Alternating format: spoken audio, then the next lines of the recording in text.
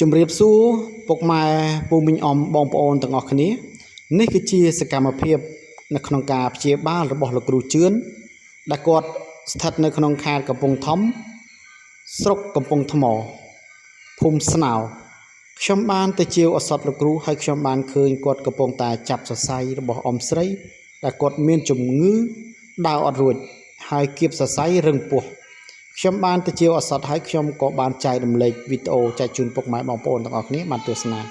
បើសិនជាលោកយាយលោកតាពុកមីងអ៊ំពុកម៉ែបងប្អូនទាំងអស់គ្នាគិតថាវីដេអូនេះជាវីដេអូដែលមានប្រយោជន៍សម្រាប់បងប្អូនសូមកុំភ្លេចជួយចុច Subscribe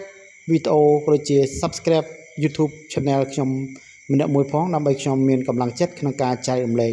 វីដេអូល្អៗដូចជាបង្ហាញរបស់វីដេអូរបស់លោកគ្រូជឿនសម្រាប់បងប្អូនលោកគ្រូជឿនគាត់ទទួលព្យាបាលជំងឺច្រើនប្រភេទមែនទែនបងប្អូន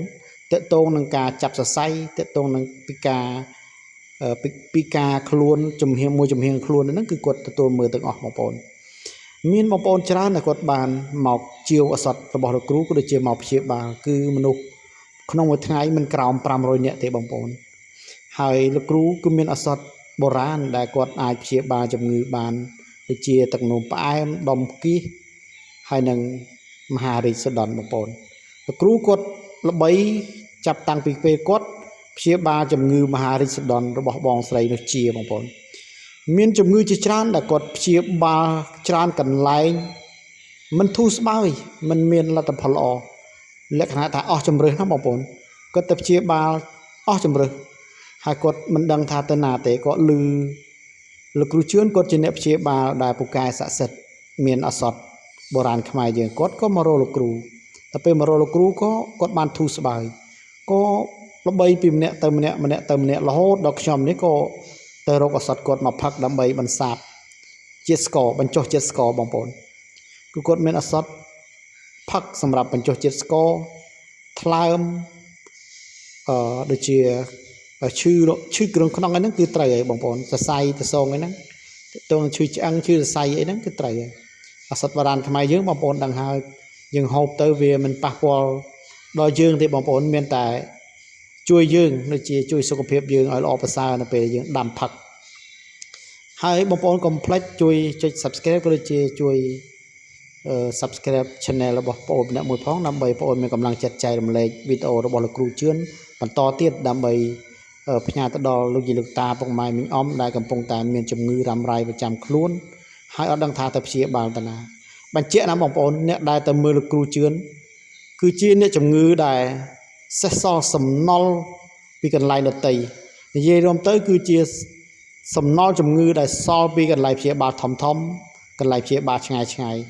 គឺជាអ្នកជំងឺដែលអស់ជំរឿសឬជាអ្នកជំងឺដែលអស់សង្ឃឹមមែនទែនបងប្អូនព្យាបាលកន្លែងផ្សេងអស់រាប់ពាន់រាប់រយមិនបានធូរស្បើយប៉ុន្តែមកលោកគ្រូអស់ត្រឹមតែបន្តិចបន្តួច10000 20000ខ្មែរយើងក៏គាត់បានធូរស្បើយអញ្ចឹងមានបងប្អូនជាច្រើនណាស់ដែលគាត់គោរពក៏ដូចជាជឿជាក់ទៅលើលោកគ្រូមានបងប្អូនច្រើនមែនទែនដែលមកសម្រាប់ផ្ទះលោកគ្រូមិនមែនត្រឹមតែ4-10នាក់ទេបងប្អូនគឺរាប់រយនាក់មិនក្រោម500នាក់ទៅក្បែរ1000នាក់ទេបងប្អូនហើយសម្រាប់បងប្អូនដែលមកពីឆ្ងាយបងប្អូនអាចសួរនាំទីតាំងបានព្រោះខ្ញុំបានបញ្ជាក់នៅលើ page របស់ខ្ញុំក៏ដូចជាបានបញ្ជាក់មួយចំនួននៅលើ Facebook របស់ខ្ញុំនេះគឺជាវីដេអូដែលខ្ញុំថតផ្ទាល់ចេញពីកន្លែងជាក់ស្ដែងក្នុងថ្ងៃទី4 ខែ 7 ឆ្នាំ2026ហើយខ្ញុំទៅនេះគឺខ្ញុំទៅជាវឱសថគាត់មកពិសាដែរបងប្អូនគឺមកពិសាដើម្បីបញ្ចុះជាតិស្ករហើយទៅដល់ឃើញអ៊ំស្រីគាត់ដេកស្ដុកស្ដឹងខ្ញុំស្មានតែកាត់អីប៉ុន្តែគាត់គឺដើរអត់រួចគឺគាត់ពិការមកកណាត់ក្រោមហើយពោះគាត់គឺរឹងខ្លាំងមែនតែពោះគាត់ប៉ុន្តែនៅពេលដែលលោកគ្រូគាត់ចាប់សរសៃឲ្យហើយគាត់បានផ្សំឱសថបុរាណជាច្រើនដើម្បីឲ្យគាត់បានពិសាយកទៅពិសាដើម្បីបន្ធូរសរសៃក៏ដូចជាបន្ធូរពោះគាត់នៅចាប់សរសៃហើយគាត់ក្រោកអង្គុយគាត់ទឹកមុខគាត់ស្រស់ថ្លាបងប្អូនគាត់មានអារម្មណ៍ថាគាត់ស្រស់ស្រាយណា